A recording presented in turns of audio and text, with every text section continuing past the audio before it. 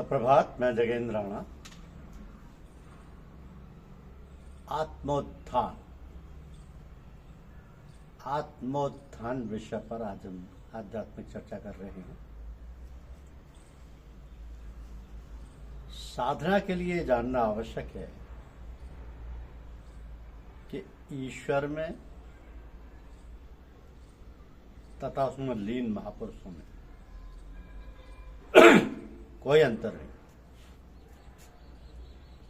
दूसरे शब्दों में गुरु भगवान में तथा उस विश्व नियंता में कोई अंतर नहीं।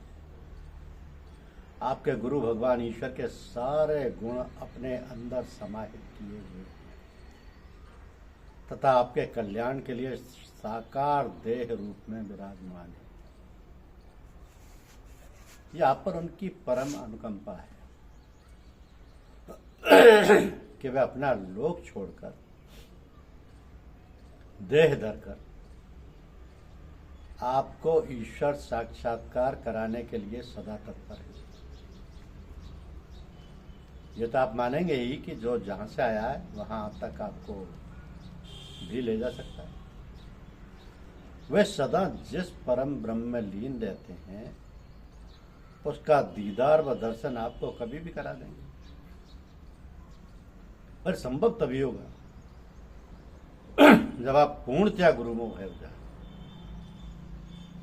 जब आप पूर्णतया गुरु में हो जाएं तथा उनके हाथ में अपने को सौंप दें और सौंपे इस प्रकार जिस प्रकार एक मृत शरीर स्नान कराने वाले के हाथ होता है। अपनी इच्छाओं को त्याग कर गुरु भगवान के हाथों में यंत्रवत रहना ही उनके निकट पहुंचने का साधन है। ये सब संभव इस प्रकार होगा कि ऐसे महापुरुष का जिसने लोक कल्याण के लिए ही जन्म लिया है, उसका ध्यान करने से, उनसे प्रेम करने से आप में उनके गुण आने लगेंगे। आपका मन जब भी उनको याद करेगा तो वह तदाकार होकर आपको उनके समान ही बना देगा। उनके सानिध्य से ही आपको ईश्वर प्रेम की प्राप्ति होगी जो उनकी कृपा से दिनों दिन बढ़ती जाएगी। तो आप में यदि आपके आराध्य के गुणों का अवतरण नहीं होता है तो आपका ध्यान व पूजा मक्कारी है।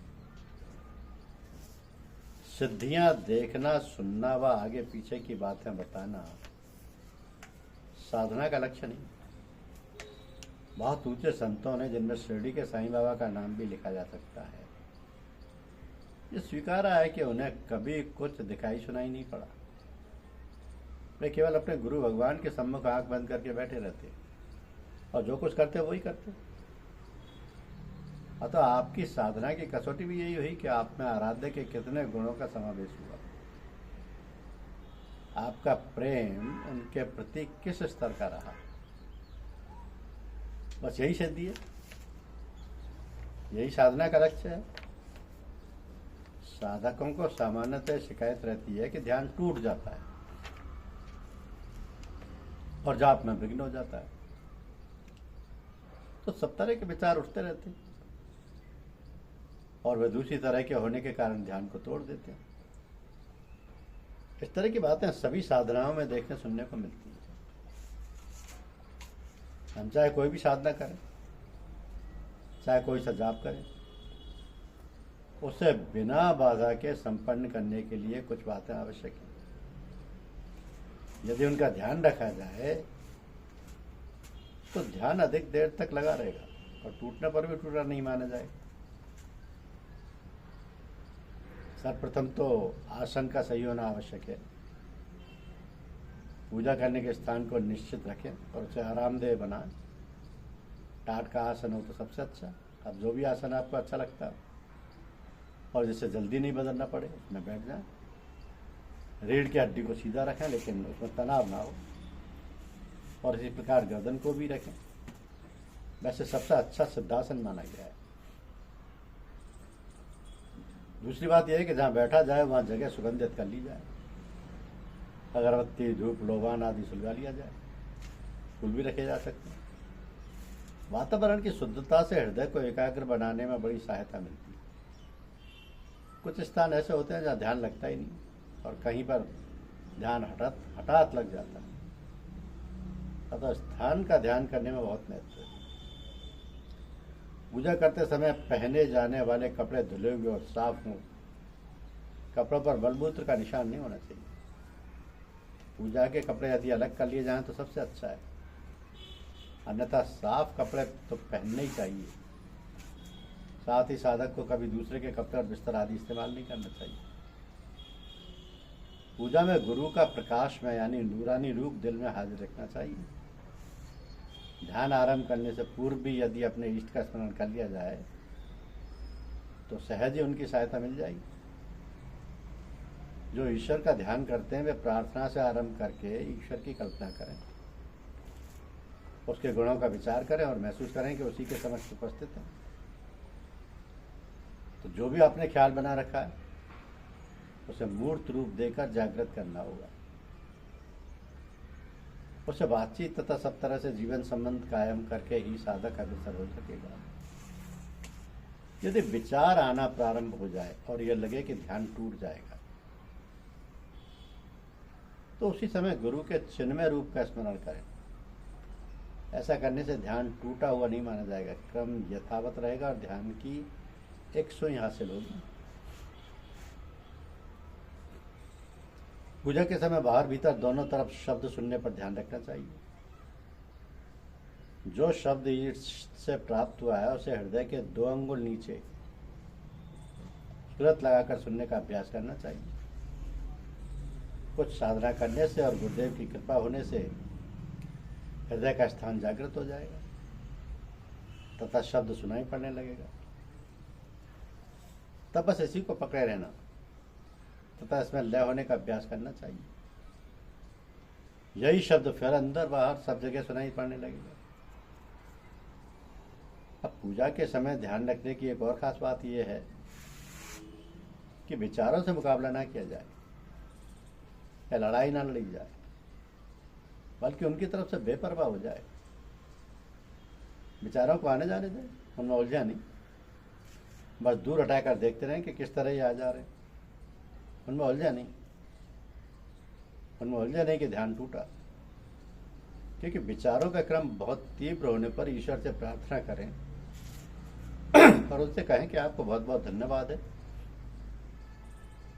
जो इस तरीके के विचार उठा रहे हैं। अब पूजा में पाबंदी की बहुत जरूरत है। ध्यान करने में कभी मन नहीं लगता, कभी कुछ अनुभव भी नहीं होता। इसका अर्थ ये नहीं कि ध्यान बंद कर दिया जाए, ध्यान तो करते ही रहना चाहिए, चाहे कुछ हो या ना हो। यदि बीच में जीव उचाट हो तो फिर साधारण तौर पर बिना किसी झुंझलाहट के उन्हें ध्यान करना चाहिए। यह मार्ग बहस, जिद और झगड़े का मार्ग नहीं। सब कार्य सरलता से परंतु पाबंदी के साथ करने से हो सकता है। बहुधा साधना में ज्ञान नहीं रहता कि हम जिस लक्ष्य की ओर अग्रसर हो रहे हैं उसकी प्राप्ति में हम सफलता के कितने निकट हैं। साधक समझता है कि इतना लंबा समय हो गया, हमें तो कुछ दिखाई नहीं दिया और ना कुछ प्राप्ति हुआ। इस प्रकार का संकल्प विकल्प बड़े उच्च श्रेणी के साधकों को हो सकता है और आत्मोन्नति में रुकावट तो बिरले ही लोगों को न आती होगी। इस प्रकार अशांति या साधक जिसे अंधकार कहते हैं कि अवसर आना बहुत स्वाभाविक है। योग में आत्मोन्नति के सुनहले अनुभव के बाद बहुधा असहनीय कोरापन या अत्यधिक अकर्मण्यता महसूस हो सकती है। कोरापन मीन्स ब्लैंकनेस और अकर्मण्यता मीन्स आइडलनेस। तो इस समय साधक अपने को बड़ा मूर्ख तथा अत्यंत हीन समझता है, किंतु तो आवश्यकता इस बात की है कि वह भी निशांत शांत रहे, नितांत शांत रहे और इस अवधि को गुजर जाने दे। श्री अरविंद ने भी अपने विषय में लिखा है, क्योंकि यौगिक साधना महीनों तक बिल्कुल अवरुद्ध रहती है उस समय जब साधक को एक अद्भुत महसूस हो रहा हो, अपने दिमाग का संतुलन बनाए रखने की बड़ी आवश्यकता है। हमारा आत्मोत्थान हो भी रहा है या नहीं, पहले तो इसका बहुत अधिक विश्लेषण या इस पर बहुत अधिक विचार करने की आवश्यकता ही नहीं है। साधनों में सुखी वही है जो इस उधेड़ बुन में से अपने को दूर रखता है। साधना में सुखी वही है।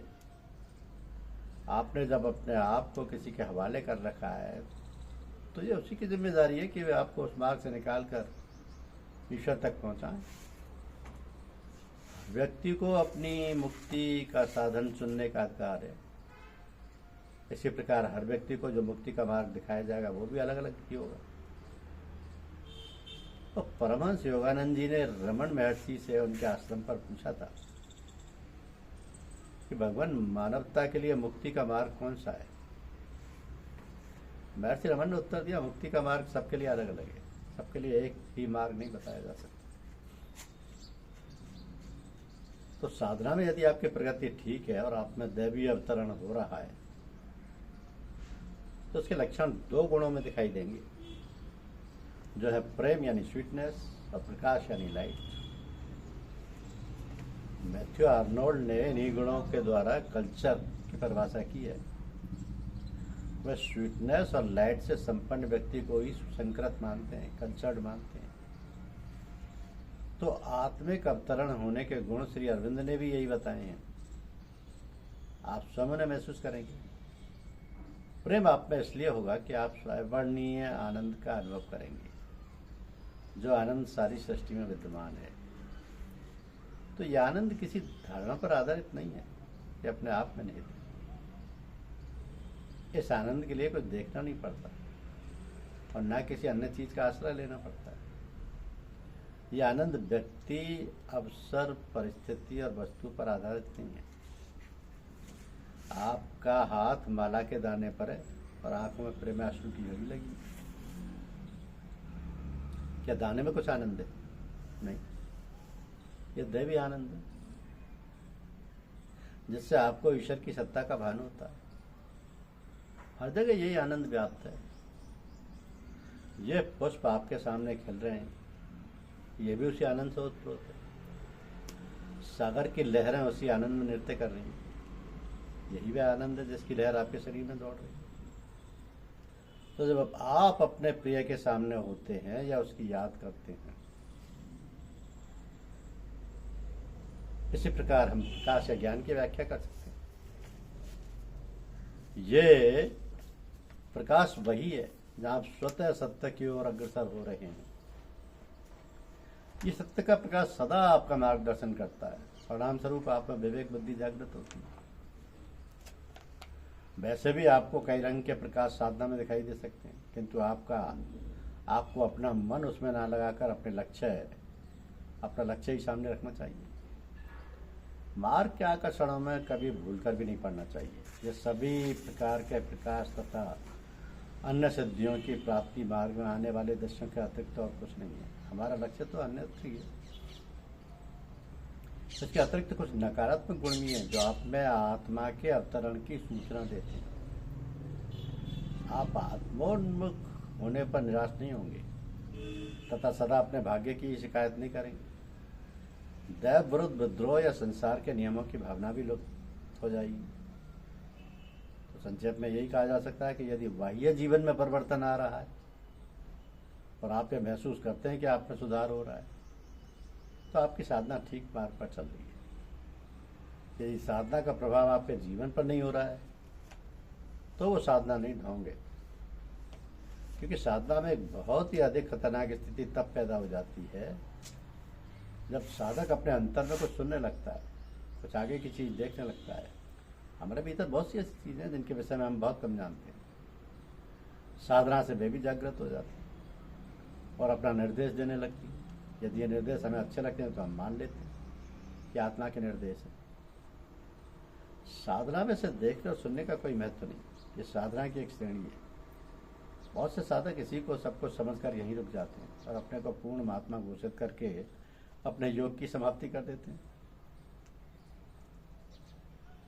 अरविंद के पास एक महर्षि अरविंद के पास एक बहुत अच्छे साधक रहते थे। तो एक दिन कुएं में पड़े पाए गए। उन्हें बाहर निकाल कर पूछा गया कि आप कुएं में कैसे पहुंचे। उन्होंने बताया कि ऐसा प्रतीत हुआ कि अरविंद जी उनके अंदर बैठे हुए कह रहे हैं कि तुम कुएं में कूद पड़ो।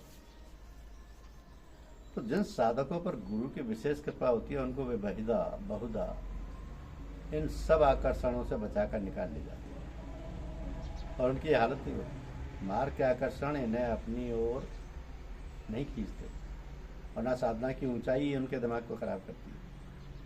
ये आवाज़ें तो खतरनाक ही हैं, यहाँ तक कि आत्मिक अनुभव भी खतरनाक हो सकते हैं यदि उनकी पुष्टि गुरु ना करें। इन आत्मिक अनुभवों में मन की उड़ान विशेष रूप से मिली रहती है और ये जानना कठिन है कि कहाँ आत्मा निस्वरूप में प्रतिष्ठित है और कहाँ मन कल्पना की उड़ान भर रहा है। साधक बहुत बार ऐसी बातों की विवेचना पूजा के बाद करते हैं जिनका कि ध्येय से कोई संबंध नहीं होता। तो इसी कारण ये बहुत आवश्यक हो जाता है कि हम साधना में कभी कोई चमत्कार या अन्य कोई चीज़ देखने का प्रयास ना करें। ये केवल भ्रम जागृत करने की प्रक्रिया है। आपको जो भी अनुभव सत्य होंगे या जो गुरु भगवान की ओर से कराए जाएंगे वो स्वयं प्रस्फुटित होंगे। उनका आभास आपको बिना किसी प्रयास के स्वतः ही हो जाएगा। उन अनुभवों के समय आपकी वाचालता, तर्क, बुद्धि, ज्ञान तथा अन्य सभी इसी प्रकार के गुण लुप्त हो जाएंगे। फिर आप ये प्रश्न नहीं करेंगे कि ये वास्तविक है या हमारी मनगढ़ंत कल्पना है। ये अनुभव स्वयं सिद्ध होंगे और सत्यता के बल पर आपको भी सत्य की ओर अग्रसर करेंगे। इनकी महानता इसी से प्रकट है कि गुरु भगवान के समीप बैठकर आप जो अनुभव प्राप्त करते हैं उससे भली भांति परिचित हो जाने पर आप वहाँ नहीं रहेंगे। आप वो नहीं रहेंगे जो आप अनुभव होने से पहले थे। आप में परिवर्तन, जिसको ईश्वरोन्मुख होना कह सकते हैं, उस समय से आरंभ हो जाएगा। तो यही अंतर है दैवीय अवतरण के अनुभवों में और आपके अंतर से प्रकट होने वाले अनुभवों में। साधक को जहाँ तक संभव हो इन विशेष अनुभवों की खोज में ना जाकर अपने को गुरु के हवाले करके साधना करना अधिक उचित होगा। यही साधना में सफलता की कुंजी है। धन्यवाद।